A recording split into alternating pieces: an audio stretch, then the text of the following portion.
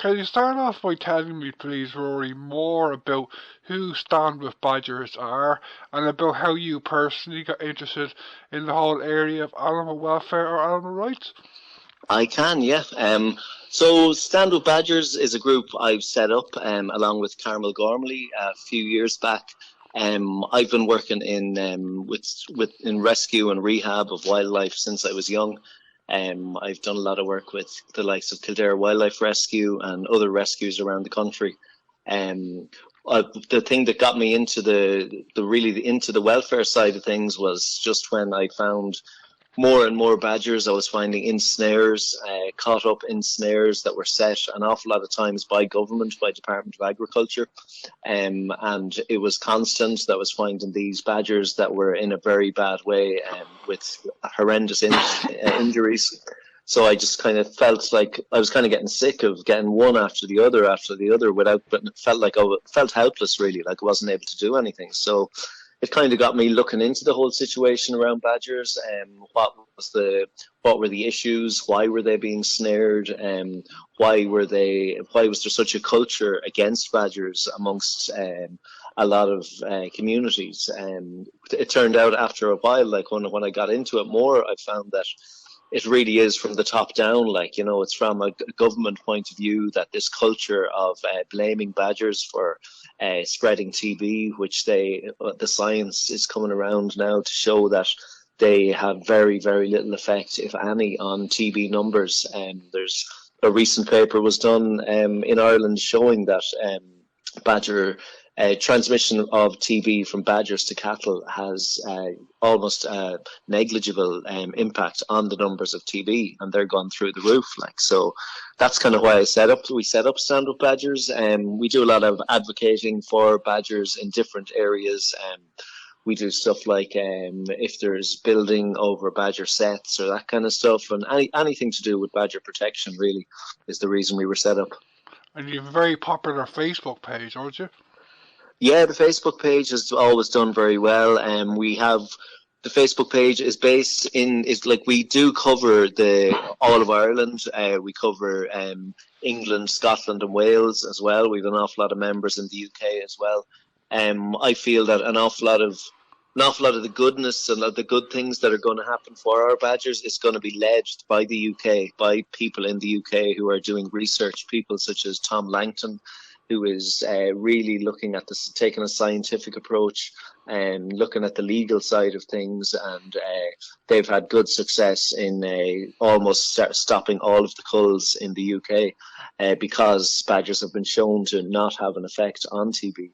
And so they're kind of following the science, and like a lot of things in Ireland, we will tend to follow what the UK do on an awful lot of things. So I really have a lot of time for the work of Tom Langton and so other groups such as Protect the Wild in the UK that are constantly speaking about this and showing people the science, because it's gone on for too long, especially in Ireland, where it's a cultural thing. It's been handed down for generations where the badgers are blamed, and there's a culture of blaming the badger, but it just seems to be that there's a huge industry has built up around it. Like €6 billion has been spent on the so-called TB eradication policy.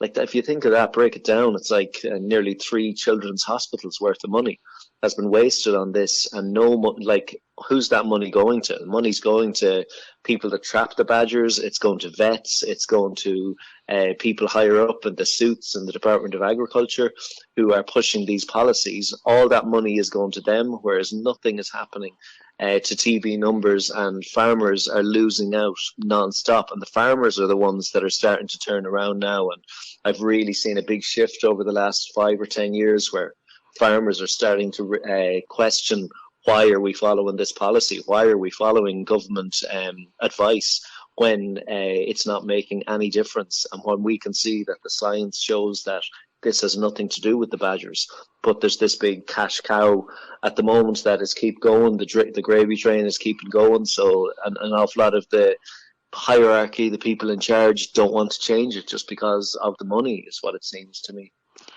And I don't know a lot about badgers because I don't know if you know anything about this, but Like I'm not even sure. I have seen badgers before in in centres, but I don't think I've ever Yeah, seen yeah. one in a rural area in Dublin.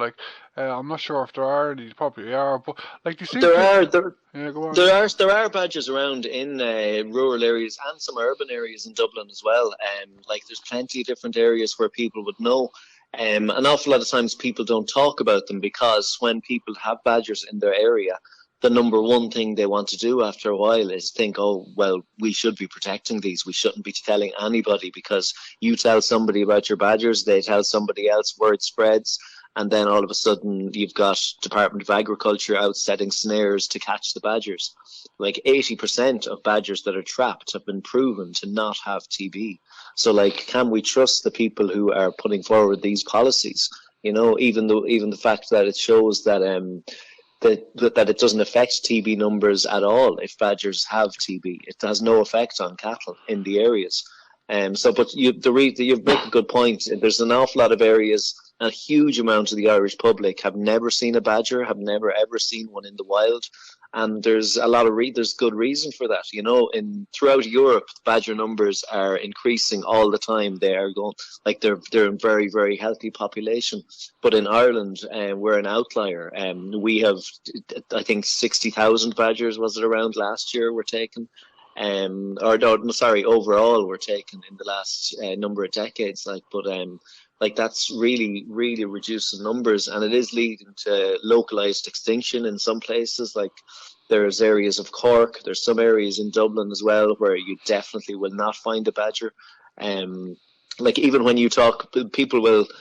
The Department of Agriculture will constantly tell people that they're vaccinating badgers, but they don't go into the policy. When I actually looked up what does the vaccination policy entail, the vaccination policy entails going out to an area with badgers, and before any badger is vaccinated, they will reduce the badger population to zero point 0.5 of a badger per kilometre. I think that's how they put it. So say there's a badger set with 4 or 5 badgers and they tell you, oh, don't worry, we're just going to protect them, we're just going to vaccinate them. Before they even vaccinate a badger, they will kill nearly all of the badgers except one, and then they might vaccinate that badger. And that's why numbers have been down. In their own wildlife reports, their own wildlife end-of-year reports, this has been shown repeatedly that that numbers are down. And in their own wildlife reports, they have said we do not really understand why in badger vaccination areas numbers are down, because according to their logic, these should be creating areas with healthy badgers and healthy populations of badgers. But the policy, because it's destroying badger numbers and reducing them to a tiny amount before doing the vaccinations, which we now know are not having any effect anyway, that's why we're seeing so few badgers. Like the most times people will see badgers is if you see them dead on a road, because badgers travel. If they're looking for a mate, they travel. If their sets have been disturbed, and because of a lot of building and human activities, their sets and stuff get destroyed. So badgers go on the move, and then they're on the roads, blinded by a car, and they're usually hit head on. So that's what, like, it's an awful pity to say it, but like it's the one of the most iconic animals in our wildlife is the badger, and yet the only time people will see the badger is when it's dead on a road, or when they hear about it, it's in a wire snare that's caught up in a loop, paid by the taxpayer, you know. And the public have really, really kind of made their voices heard, and they're really questioning all of the policy and questioning why are we paying for this? Why are we paying to destroy our own culture and our own biodiversity? These snares for the badgers, is the aim to kill the badger or injure the badger? And like, if the aim is to kill the badger, are they kind of like humane, or does the badger suffer a lot, or what's the story? The badger suffers hugely in these snares. The Department of Agriculture for years have tried to change how we view them, as in even the semantics, even with the meaning of the words. They refuse to even call them snares. They call them stopped body restraints, because there's so many horrible connotations with the word snare. Everybody's aware of the damage that snares do. One time with the stand-up badgers, what we did is we got a random selection of vet reports on badgers who had been taken in snares, and we saw, could we look at what kind of injuries are done? Like, I saw enough of them in my time doing wildlife rescue. I still do when I get a badger snared. Often the badger will, legally they can be left in the snare struggling for up to 24 hours with the wire cutting into them, into their skin. If the wire does not cut into their skin, they will often get internal damage. They will get internal organ damage as well, and they will often die afterwards. The remit given to a vet when a badger is taken in by the Department of Agriculture is to give a gross visual inspection only of the animal. They are not allowed to do anything else other than give it the once over, make sure and kind of look at it, see, it's looking okay. They can't even check under the fur to see if the snare has cut into the badger. I've read some of these reports where conscientious vets have written in their notes on the bottom, we believe that there may be severe internal organ damage with this animal, but we have been told not to do further tests. We have been told not to carry out further tests. So there's no paper trail of these injuries because the Department of Agriculture do not allow the vets to do anything more than what they call a gross visual examination. But any wildlife groups I've worked with, any times I've taken badgers in that have been caught up in snares, like, it really is horrible. Like, even if vaccination was something that would work, in the UK, what they do is they will use cage traps. The badger goes into the cage trap. It tries the regulated cage trap so that no damage is done to teeth or nails or anything of the badger. The badger will try and escape for about an hour or so. It gets fed up, and when the person comes to vaccinate the badger in the morning, the badger is usually completely fast asleep in the thing because it's absolutely wrecked. So you can imagine what it's doing actually in a snare. Like, I've seen animals, foxes, badgers, other animals caught in snares, and the suffering that they go through, the pain that they're in, is like, an awful lot of times they're put to sleep because of the pain, because it's too much for them.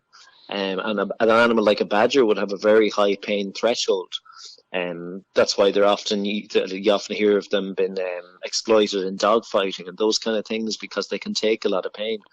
But as for a snare, been wrapped around them and digging in tighter and tighter, and it's a one-size-fits-all thing. You know, if there are snares being used every night around the country.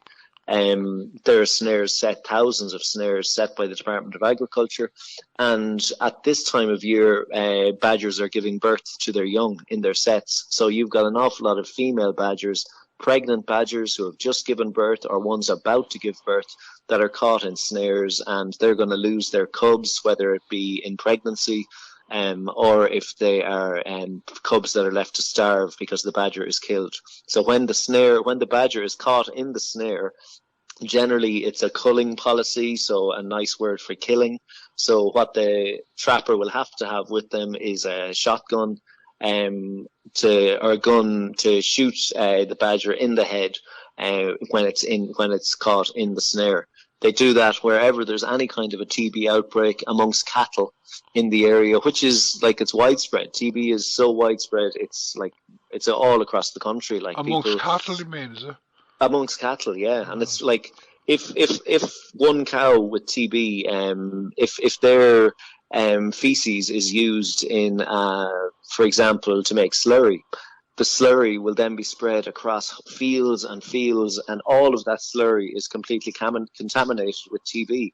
So is it any wonder that more and more cattle are getting infected with TB, because it's been spread across the land? Like, you know, there's in the UK, there are so many security, kind of biosecurity measures taken. Like, the movement of cattle is really reduced. There's a number of tests carried out to make sure a badger has that the cattle have no infection before they are moved. But an awful lot of the tests in Ireland are what's called skin tests, and you can have maybe 50% or 40% of these can be wrong. So you could have, you know, like, it just shows as well, if you think about if a farm goes down with TB, according to the law, you're allowed to buy in more cattle for your farm And if those cattle also get TB from yours, you will get compensation for both. Like, that's just an example how it's a gravy train. It's all about the money and keeping the money flowing. And even if you're bringing more cattle in to your own farm, which has had a TB breakdown, you will get compensated for those cattle as well. So farmers are encouraged to bring in more and more cattle. Like, it's just a hothouse of TB at the moment. You've raised a few points since we started talking today, Roy, that I hadn't been aware of. I don't know, I'm not an expert, but I don't know how likely it is that the government or Department of Agriculture will stop the culling of badgers. But like, in the short to medium term, is there any alternative to putting badgers down instead of using these snares? Do you know? Well, the number one thing that scientists are looking into at the moment is like forgetting about badgers, because they're realizing it has nothing to do with badgers. And so the scientists who are actually looking into stopping TB are looking into vaccinations for cattle. So the cattle are actually vaccinated against TB. These vaccines have been tried and tested, and at the moment, farmers and the Department of Agriculture would be totally against using any kind of vaccine in their cattle, because that would mean that they will not get the highest price for their cattle, even though they would be saving thousands of cattle, even though they would not have to be wasting like 6 billion of taxpayers' money on this TB program. They won't do it because the price of the meat, they're afraid, will be reduced. Like in the UK, in Scotland and Wales in particular, like Scotland has been TB free for a long time because of the measures they bring in. So like, you're talking biosecurity measures, simple things like making sure that all around where your cattle drink, they're all fenced off. The cattle cannot go from one farm to another farm. That's a big thing, because you can have TB that is latent, that is inside the cattle, but that is not viewed, that we can't see it yet. Like, it's not visible. But those cattle are still allowed to move from place to place, and when they do, the TB spreads. So in other countries, there's no TB because cattle are not allowed to go from farm to farm. Like in Ireland years ago, you would never have the amount of farms. You'd never have the amount of cattle moving from one place to the next. In Ireland years ago, you would never have a farmer using slurry that was not produced on his own farm. Like, they wouldn't trust it. Like, if you were to mention to farmers from Scotland or Wales or Northern Ireland, even Northern Ireland, like, would you buy your cattle in from the Republic of Ireland? They would laugh. They'd say, no way. There is absolutely no biosecurity measures in Ireland that would mean that the cattle are safe. If I buy in from Ireland, there's going to be a high likelihood that my cattle could contract TB. So, it's widely known amongst the community now, like, and farmers are really, really coming on board they're really against it in lots and lots of ways. Like, they're like, farmers are finding that their livelihoods are being destroyed. Like, and my heart goes out to farmers, because they've been led down the garden path on this for years. Like, and the government and the whole culture of having a narrative of us and them, I mean, that's fading, because we are all seeing what the truth is, and the truth is not that it's an us or them issue. The truth is that badgers are being scapegoated, and that farmers are losing out, and their livelihoods are being destroyed by poor policies.